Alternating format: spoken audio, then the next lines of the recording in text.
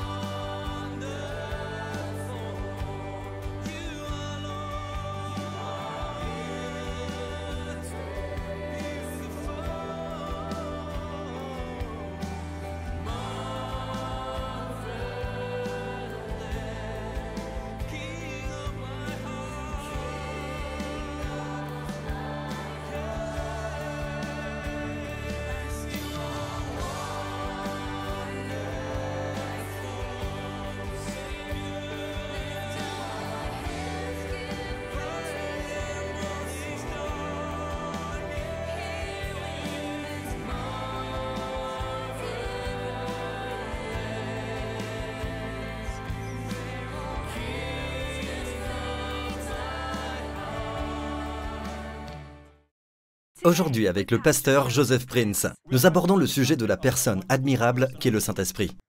Dites le Saint-Esprit.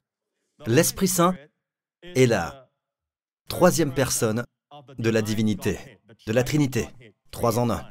Dieu le Père, Dieu le Fils, Dieu le Saint-Esprit. Maintenant, Dieu le Saint-Esprit est autant Dieu, autant divin, que Dieu le Père et Dieu le Fils. Mais il n'est pas timide. D'accord ?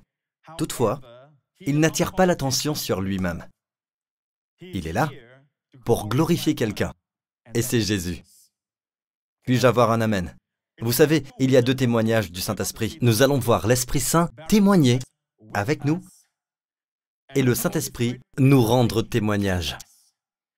Dans Hébreux 10, il est dit, « Mais l'Esprit Saint nous rend témoignage aussi. » Il nous rend témoignage.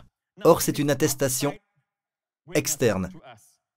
C'est comme au tribunal. Vous savez, un témoin est appelé à la barre. Qu'est-ce qu'un témoin fait? Le procureur ou l'avocat de la défense posera des questions et le témoin ne peut pas dire « je pense ». Il n'est pas là pour dire « je sens, je crois, je comprends, je conclus ». Non, non. L'avez-vous vu ou ne l'avez-vous pas vu? Oui, je l'ai vu. C'est pourquoi il est là. Le Saint-Esprit nous rend témoignage, car après avoir dit « Voici l'alliance, je mettrai mes lois dans leur cœur », très important, après avoir dit, il ajoute « Je ne me souviendrai plus de leurs péchés ni de leurs fautes. » Maintenant, qu'est-ce que le Saint-Esprit nous atteste? Pas en nous, mais à nous. Il témoigne comme à un tribunal dans le ciel. Il atteste que Dieu ne se souvient plus de tous nos péchés. Quel témoin béni! Je vous dis, que nous soyons spirituels un jour et moins spirituels un autre jour ne change pas ce témoignage. Que vous soyez un chrétien spirituel ou charnel ne change pas ce témoignage. Que vous soyez un homme bien ou méchant, que vous soyez né de nouveau, ne change pas ce témoignage. Ce témoignage que le Saint-Esprit nous atteste est que vos péchés et vos fautes, ils sont tous au pluriel. Dieu dit « Je ne me souviendrai plus ». Car il était un témoin à la croix du calvaire. Dieu le Père était là, Dieu le Fils était là, sur la croix.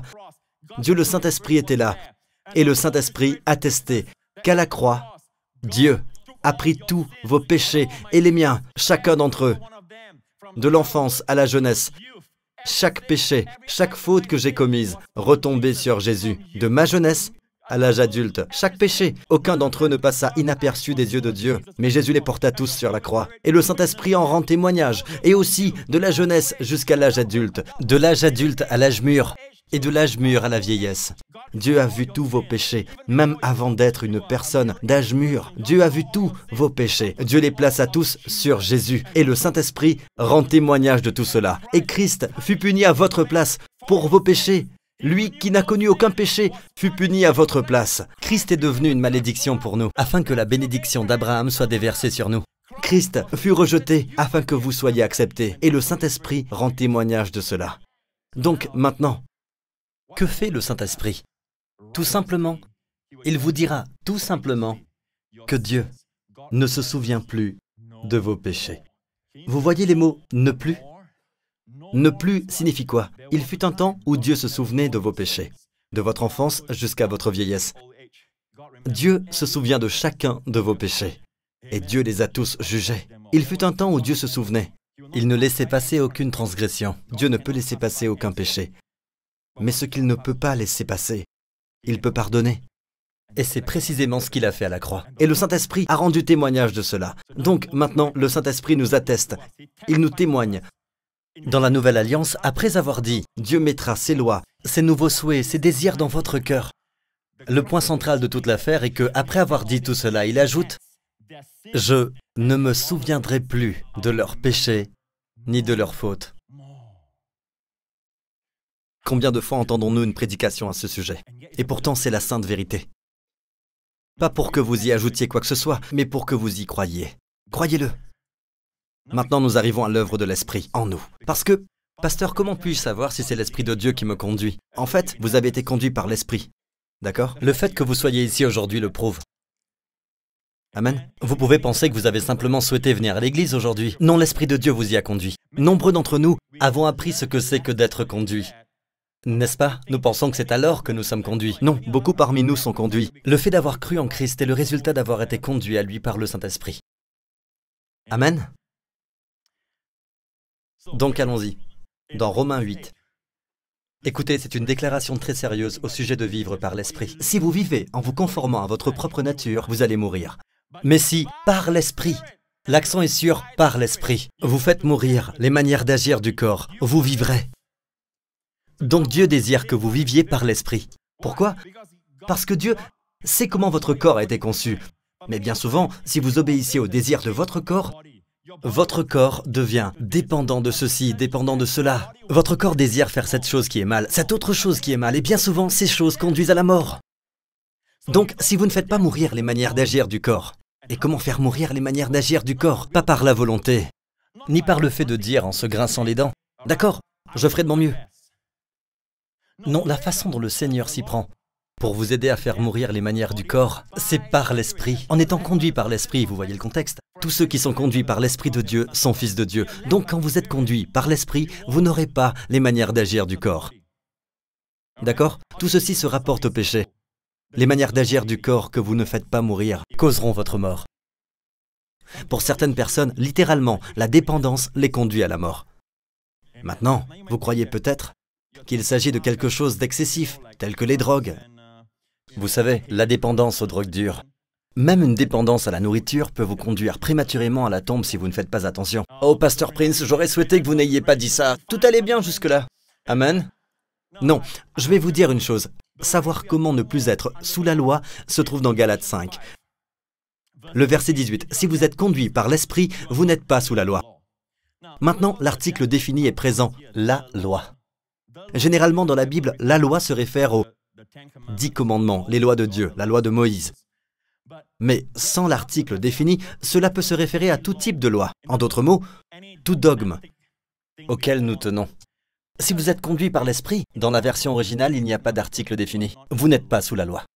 Laissez-moi vous montrer quelque chose. Je crois que le Saint-Esprit vous conduit plus par le feu rouge que le feu vert. Or, nous avons tous entendu la citation « L'Esprit de Dieu nous conduit avec la paix ». Ici, il est dit « Le défenseur, l'Esprit Saint, que le Père enverra en mon nom, dit Jésus, vous enseignera toutes choses. » Toutes choses ne signifie pas les choses spirituelles uniquement, mais aussi celles qui concernent les compétences parentales, celles ayant trait à votre mariage, à votre carrière, votre profession. Toutes choses, c'est toutes choses. Ne la qualifiez pas. Il vous enseignera toutes choses. Amen. Et vous rappellera tout ce que je vous ai dit. Beaucoup parmi vous en ont déjà fait l'expérience, l'Esprit Saint vous conduisant, ou vous vous souvenez du Saint-Esprit vous parlant d'une chose de la Bible, ou d'une prédication du pasteur Prince. Il fait remonter des souvenirs. Beaucoup parmi vous en ont déjà fait l'expérience, peut-être inconsciemment. C'est le Saint-Esprit qui agit en vous. Mais sur quelle longueur d'onde le Saint-Esprit opère-t-il? Prochain verset. « Je vous laisse la paix. Je vous donne ma paix. » nous dit Jésus. Pas comme le monde donne. Donc le monde donne un genre de paix. Une paix éphémère. Vous allez au spa ou à une séance de yoga ou vous faites des exercices relaxants. Je ne suis pas contre les exercices relaxants et tout le reste, mais ces choses ne donnent pas le niveau de paix que Jésus donne. Jésus donne une paix que le monde ne peut donner. Le monde doit vous donner la paix seulement quand vous êtes dans cet environnement. Mais quand vous le quittez, vous voyez, c'est externe. Mais Jésus donne une paix qui est intérieure. Le monde donne une paix temporaire, mais votre paix demeure. Je ne vous la donne pas comme le monde donne. Que votre cœur ne soit pas troublé et ne se laisse pas effrayer. Vous voyez le contexte ici? Le Saint-Esprit nous enseigne sur la longueur d'onde de la paix. Le Saint-Esprit vous rappellera de choses sur la longueur d'onde de la paix. Donc, la paix doit être notre habitat naturel. La paix doit être notre mode par défaut. Vous savez, il y a un enseignement qui dit « Quand vous ressentez la paix, alors vous suivez. Et vous ressentez la paix de cette façon et vous suivez. La chose est ceci. Cela indique qu'avant de ressentir la paix, que ressentiez-vous? Où étiez-vous? Vous étiez dans l'agitation, vous étiez inquiet, et quand vous ressentez la paix, alors vous suivez. Non. Je crois que le mode par défaut du chrétien, son mode opératoire, son état spirituel et naturel en tant que croyant est la paix. Vous devez être en paix en tout temps. Je ne parle pas d'une paix que vous ressentez dans vos émotions, d'une paix qui repose plus solidement que sur vos émotions, mais qui repose sur la parole inébranlable de Dieu. D'accord? Je demeure sur la parole de Dieu. Maintenant, je peux trembler en étant debout sur le rocher. Mais le rocher sous moi, lui, jamais. Il ne tremble jamais, donc je me repose sur le rocher. C'est notre paix. La chose est ceci, peuple de Dieu. Je crois que le feu vert est votre habitat naturel. Votre mode par défaut. Mais quand vous faites un faux pas, quand vous êtes sur le point de signer quelque chose, ou d'embarquer sur quelque chose, ou de faire quelque chose, il y a une perturbation au sujet de cette paix. Il y a comme une agitation. Stop. C'est le Saint-Esprit qui vous conduit. D'accord? Vous êtes avec moi? Donc, lorsque votre cœur est troublé, quand vous avez le cœur lourd, et que vous êtes accablé sous le poids de difficultés, d'inquiétudes et de soucis, vous vous inquiétez pour un enfant, vous avez les symptômes d'une maladie ou autre chose, marchez avec Jésus. J'aime marcher. La marche, c'est mon truc. Quand je marche avec Jésus, je suis en plein air, je suis libre. Mais vous pouvez le faire dans un endroit clos, votre bureau ou votre chambre à coucher. Mais quand vous marchez avec lui, dites-lui avec le cœur, « Seigneur Jésus, je me sens si frustré. À cause de mon fils adolescent, je me sens si frustré. Ou je suis inquiet, Seigneur. J'ai ce symptôme depuis quelque temps. Seigneur Jésus, ces symptômes m'inquiètent beaucoup. Je suis préoccupé, Seigneur Jésus. » Ou « Seigneur Jésus, j'ai si froid, Seigneur. Je ne sais pas pourquoi. Je n'ai pas envie de te parler. » Avez-vous compris? Je n'ai pas envie de te parler. Je te sens si loin de moi. Dites-lui tout, dites-le à Jésus. Plus vous êtes franc, le plus honnête vous êtes, mieux vous sentirez sa présence. Vous savez, gardons le protocole pour le président et, vous savez, pour les personnalités très importantes. Mais avec Dieu, Dieu souhaite que vous soyez son enfant. C'est pourquoi la Bible dit, quand nous regardons à Romains 8, revenons à Romains 8, 14, Tous ceux qui sont conduits par l'Esprit de Dieu sont fils de Dieu. Alors comment être conduit par l'Esprit? Prochain verset. Et vous n'avez pas reçu un esprit d'esclavage pour être encore dans la crainte, mais vous avez reçu un esprit d'adoption par lequel nous crions « Abba, Père ». Vous voyez, l'esprit d'esclavage pour être encore dans la crainte. La crainte, dans le contexte ici, est la crainte de Dieu. Ça vient de l'Ancien Testament juif. Le peuple juif, vous savez, les enfants d'Israël, craignant Dieu comme un Dieu lointain. Mais il y a une juste crainte du Seigneur. Je répète, il y a une juste crainte du Seigneur qui est l'adoration. De temps en temps, quand je m'adresse à mon Père Céleste, j'utilise le jargon de l'ancienne version de la Bible. J'aime beaucoup cela. Ça donne un sens de respect. Mais je ne le crains pas dans un esprit d'esclavage. Pour être dans une crainte servile, c'est une crainte servile. Et Dieu nous a libérés de cela. Et Dieu l'appelle un esprit d'esclavage. Vous n'avez pas reçu l'esprit d'esclavage de l'Ancien Testament, vous avez reçu l'esprit d'adoption. Adoption ici, en grec, on parle de l'esprit de filiation, par lequel nous crions « Abba, Père ». Et maintenant, regardez ceci. L'Esprit lui-même rend témoignage à notre esprit que nous sommes enfants de Dieu. Donc, c'est pourquoi je devais vous dire, vous devez comprendre que le Saint-Esprit rend témoignage à cause de ce que Christ a fait, à cause de ce qu'il a témoigné à la croix. Dieu ne se souvient tout simplement plus de nos péchés. Plus jamais. Amen. Donc vous devez connaître le témoignage. C'est externe. Mais maintenant il atteste en nous. C'est interne. Il rend témoignage à notre esprit que nous sommes enfants de Dieu. Nous avons tous ce témoignage. Si vous êtes nés de nouveau, le témoignage de l'Esprit est en vous. Quelqu'un peut dire « Hé, je ne pense pas que vous êtes sauvés. » Vous allez en rire. Vous n'avez même pas à arguer. Vous savez que vous êtes sauvés. Certains parmi vous ont des doutes, mais au fond, vous savez que vous êtes sauvés. L'Esprit rend témoignage à notre esprit que nous sommes enfants de Dieu. Donc, dans le domaine le plus crucial et important, probablement le plus important, il vous rend témoignage que vous êtes un enfant de Dieu. À combien plus forte raison dans les autres domaines de la vie? Ce qui signifie que Dieu nous dirige toujours dans les sentiers de repos. C'est toujours dans les sentiers de rafraîchissement. Laissez-moi simplement vous dire ceci, peuple de Dieu, d'accord? Regardez ceci dans 2 Timothée, le chapitre 1. C'est pourquoi, je te le rappelle, ranime la flamme du don de Dieu que tu as reçu lorsque j'ai posé mes mains sur toi. En effet, ce n'est pas un esprit de timidité que Dieu nous a donné, mais un esprit de force, d'amour et de sagesse. Une des meilleures façons d'être vraiment sensible à l'Esprit Saint est d'apprendre à prier en langue, prier dans l'Esprit. Amen. Et beaucoup parmi vous ont cette merveilleuse langue de prière du Saint-Esprit, mais beaucoup de gens ne réalisent pas la raison de ce don. Laissez-moi vous dire ceci. Ici, il est dit « ravive la flamme ». Ranimer la flamme du don, comme quelqu'un qui prépare du saté. D'accord? Pour faire du saté, il faut parfois ranimer la flamme sur les charbons ardents. C'est ainsi que vous ravivez la flamme. Maintenant, il dit le don de Dieu. Or, de nombreuses personnes disent que le don de Dieu ici est le Saint-Esprit. Mais écoutez, vous ne ravivez pas la flamme du Saint-Esprit. Cela ne semble pas correct, n'est-ce pas? Quand il parle du don de la personne du Saint-Esprit, c'est toujours le mot doria. Par exemple, repentez-vous et soyez baptisés, et vous recevrez le don. Le doria du Saint-Esprit, recommanda Pierre. Donc, la personne du Saint-Esprit est toujours doria. Mais le don de langue est le charisme du Saint-Esprit. Le don du Saint-Esprit, ici, il parle de charisme. Je te le rappelle, de raviver la flamme, le charisme. Ce n'est pas le Saint-Esprit, mais son don. Et lesquels des 9 dons du Saint-Esprit peuvent être activés par votre volonté?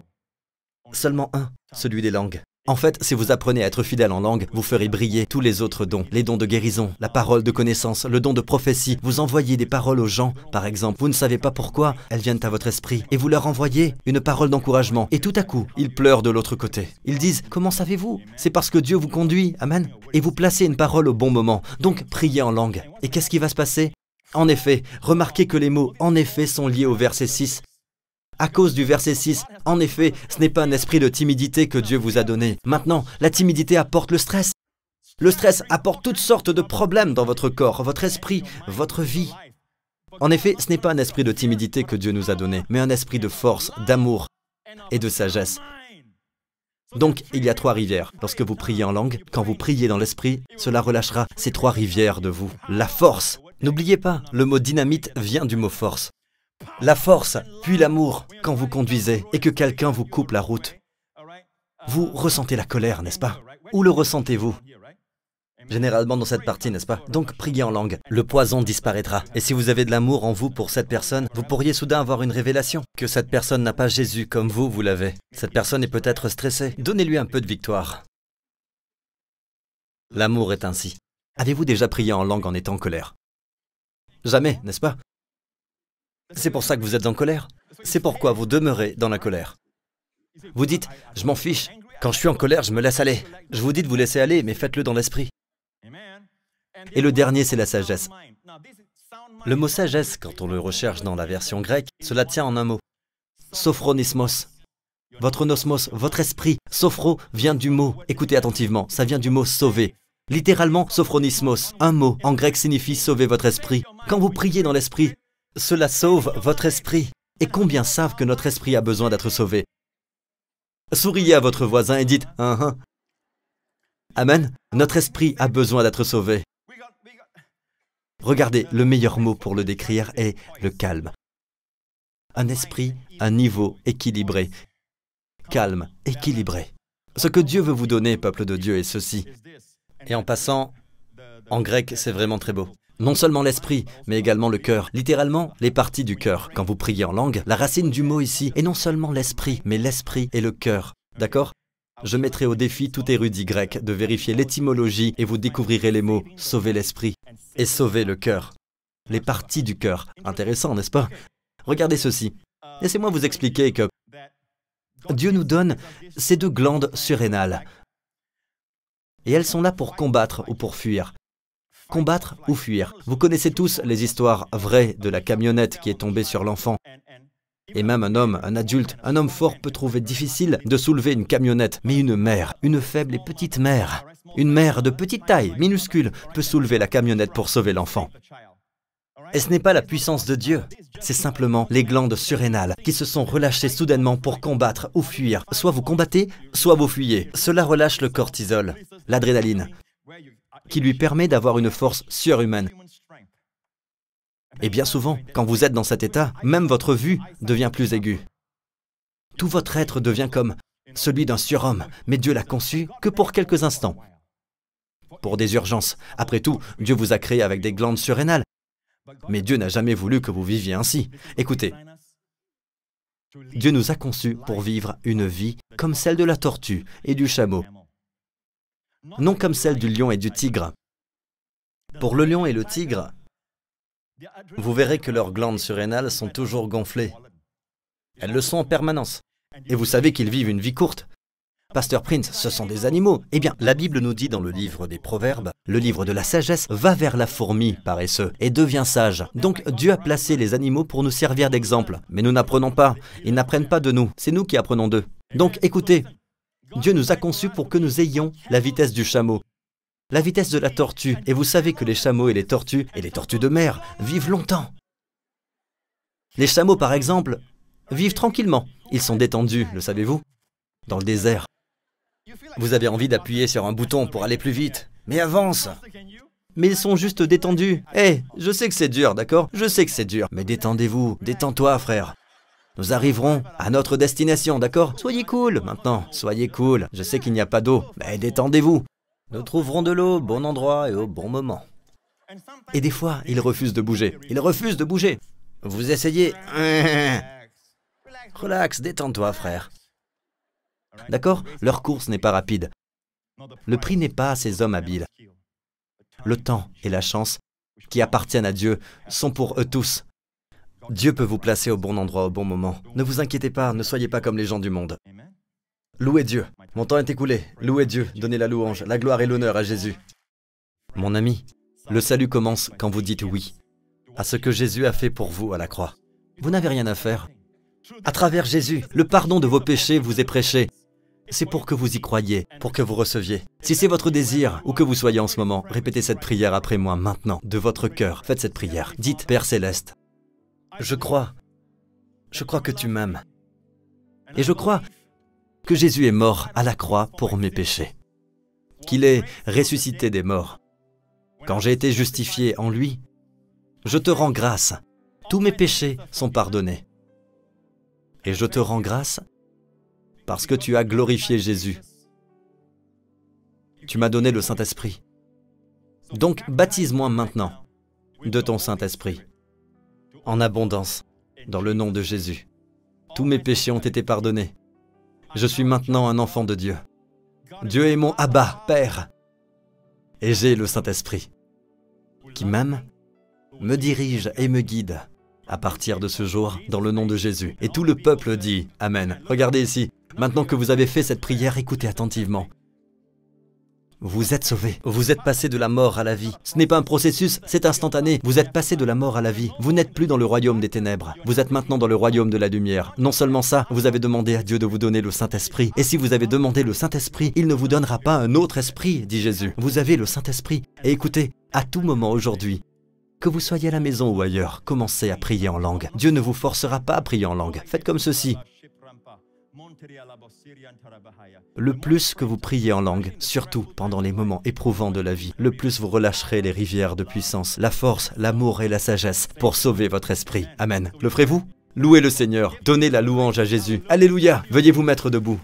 Merci Seigneur Jésus. Levez vos mains, vous tous, dans cette salle. Dans le nom du Seigneur Jésus-Christ, en cette nouvelle semaine, je lie le diable et je le chasse de votre vie. Dans le nom de Jésus-Christ, le Seigneur. Et tous les desseins qu'il a formés contre vous et votre famille, je les annule. Dans le nom du Seigneur Jésus-Christ. Dans le nom du Seigneur Jésus-Christ, tout esprit engagé contre vous, j'annule leurs plans et je les lie et chasse de votre famille et de vous, dans le nom de Jésus-Christ, le Seigneur. Amen. Juste un devoir que vous donne l'Esprit. Travaillez durant la semaine pour entrer dans le repos. Priez dans l'Esprit. Cela n'arrivera pas seulement parce que vous le voulez. Cela n'arrivera pas par vos efforts, mais par l'Esprit. Priez dans l'Esprit. Amen. Et travaillez pour entrer dans le repos. Et Dieu fera le reste. Amen. Et durant la semaine, rappelez-vous de son amour. Laissez-le vous conduire durant la semaine. Dans le nom de Jésus. Et tout le peuple dit Amen. Que Dieu vous bénisse.